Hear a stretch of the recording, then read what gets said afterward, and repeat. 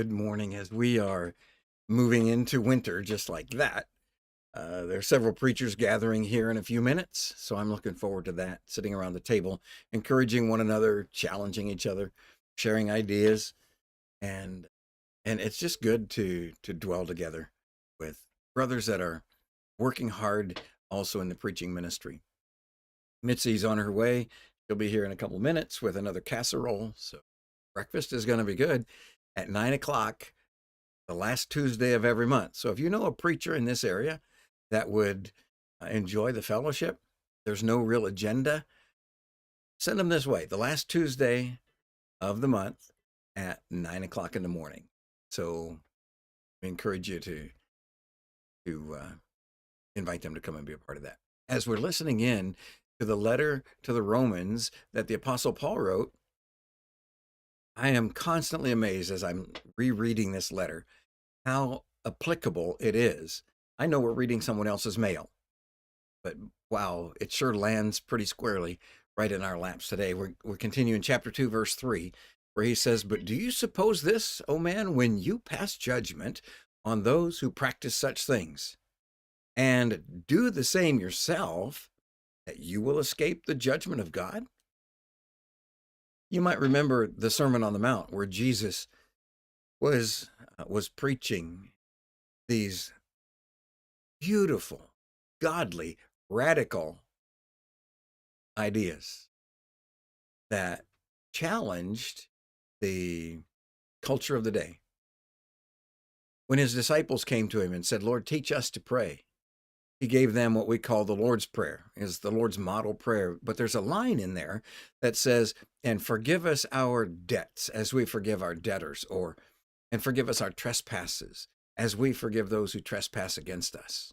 And then the next breath, when he finishes giving them that sample prayer, is, "For if you forgive men, you'll be forgiven. But if you will not forgive, you will not be forgiven."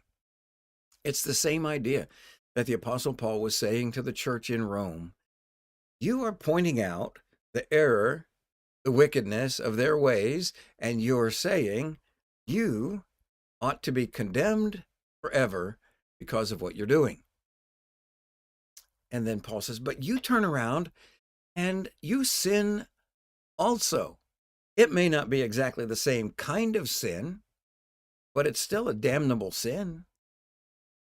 And you want God to condemn them, but not yourself. You turn around and do the same thing and think you're going to escape the judgment of God because, well, I went to church on Sunday, or because I taught a Sunday school class, or because I read my Bible this morning. I can do anything I want, and that's not the way it works. This is a matter of the heart. It's a matter of looking at other people and desiring with all your heart to see them go to heaven.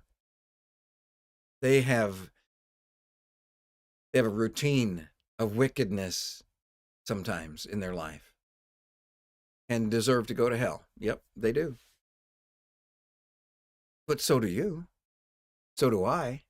If we get what we deserve, then the grace of God is nothing to us.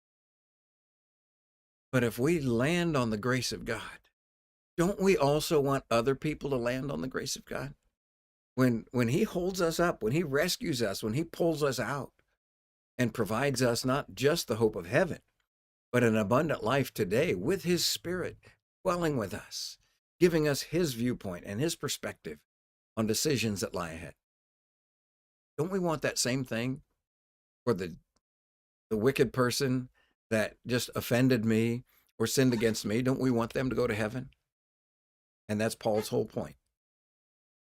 Do you ask God to condemn someone else, but want him to save you? Do I ask God to condemn that guy that was speeding and nearly crashed into my car because he ran through a red light? Do I want God to condemn him for that? Do I want God to condemn someone for cheating and costing me money? Do I want God to condemn him for that? What about, well, the list goes on and on and on.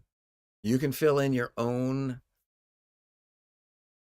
blanks where people have sinned against you, or you've seen someone offended, a loved one hurt deeply, and you want the offender to go to hell.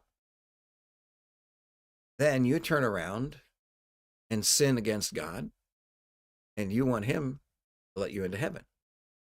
And Paul is saying that is not the way it works.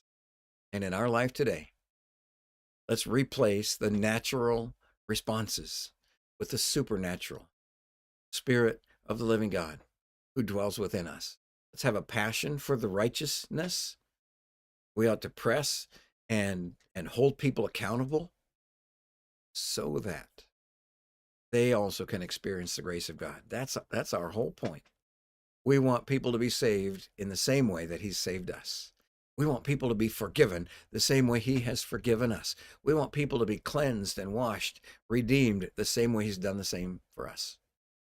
Let's look at the world the way Christ looks at the world and enjoy the grace and the mercy and the forgiveness that is so abundant and poured out into our lives.